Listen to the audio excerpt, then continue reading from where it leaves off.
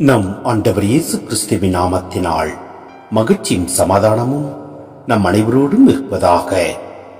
யோவான் 6:22-29 முடிய சீடர்கள் புறப்பட்ட கரையிலேயே மறுநாளும் மக்கள் கூட்டமாய் நின்று கொண்டிருந்தார்கள். முந்தின நாள் ஒரு படகை தவிர வேறு படகு எதுவும் அங்கு இல்லை என்பதையும், அதில் இயேசுவின் சீடர்கள் மட்டும் போனார்களே அன்றி இயேசு அவர்களோடு அப்படையில் ஏறவில்லை என்பதையும் அவர்கள் கண்கூடாக பார்த்திருந்தார். அப்போது ஆண்டவர் கடவுளுக்கு நன்றி செலுத்தி கொடுத்த உணவை மக்கள் உண்ட இடத்திற்கு அருகில் திபேரியாவிலிருந்து படகுகள் வந்து சேர்ந்தன. இயேசுவும் அவருடைய சீடரும் அங்கு இல்லை என்பதை கண்ட மக்கள் கூட்டமாய் அப்படகுகளில் ஏறி இயேசுவை தேடி கம்பர்நாமுக்கு சென்றனர்.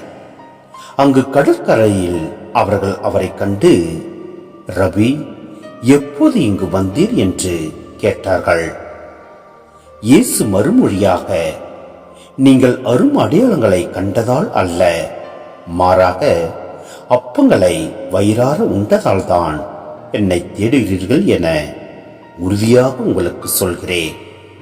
அழிந்து போகும் உணவுக்காக உழைக்க வேண்டாம், நிலை வாழ்வு தரும் அழியாத உணவுக்காகவே உழையுங்கள். அவ்வுணவை மானிட மகன் உங்களுக்கு கொடுப்பார். ஏனெனில் தந்தையாகிய கடவுள் அவருக்கே தம் அதிகாரத்தை அளித்துள்ளார் என்றார். அவர்கள் அவரை நோக்கி, எங்கள் செயல்கள் கடவுளுக்கு ஏற்றவையாக இருப்பதற்கு நாங்கள் என்ன செய்ய வேண்டும் என்று கேட்டார்கள். இயேசு அவர்களை பார்த்து, கடவுள் அனுப்பியவரை நம்புவதே கடவுளுக்கு ஏற்ற செயல் என்றார். சிந்தனை: இஸ்ரேலர் செங்கடலை கடந்த அனுபவத்தை நினைவுபடுத்திய பின் யோவான் விடுதலை பயண அனுபவத்தின் இரண்டாவது முக்கிய நிகழ்வாகிய மன்னாவை உண்ட நிகழ்வை இங்கு குறிப்பிடுகிறார். இவ்விரண்டு நிகழ்வுகளில் பின்னணியில் இயேசு தம்மையே முழுமையாக வெளிப்படுத்துவார். இதுவரை அவரை பற்றி கூறப்பட்ட அடைமொழிகள் முழுமையானவை அல்ல. இயேசு இருப்பவர் நாமே என்று கூறிய விடுதலை பயண கடவுளின் வெளிப்பாடே பின்வரும் பகுதிகளில் இது தெளிவாகும்.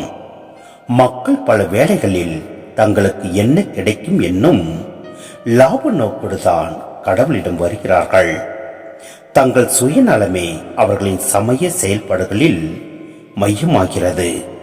ஆனால் வலுவற்றவரில் கடவுளின் வல்லமை செயல்படுவதை கண்டு கடவுளை போற்றி வலுவற்றோருக்கு வல்லமை அளிப்பதே உண்மையான சமய செயல்பாடு.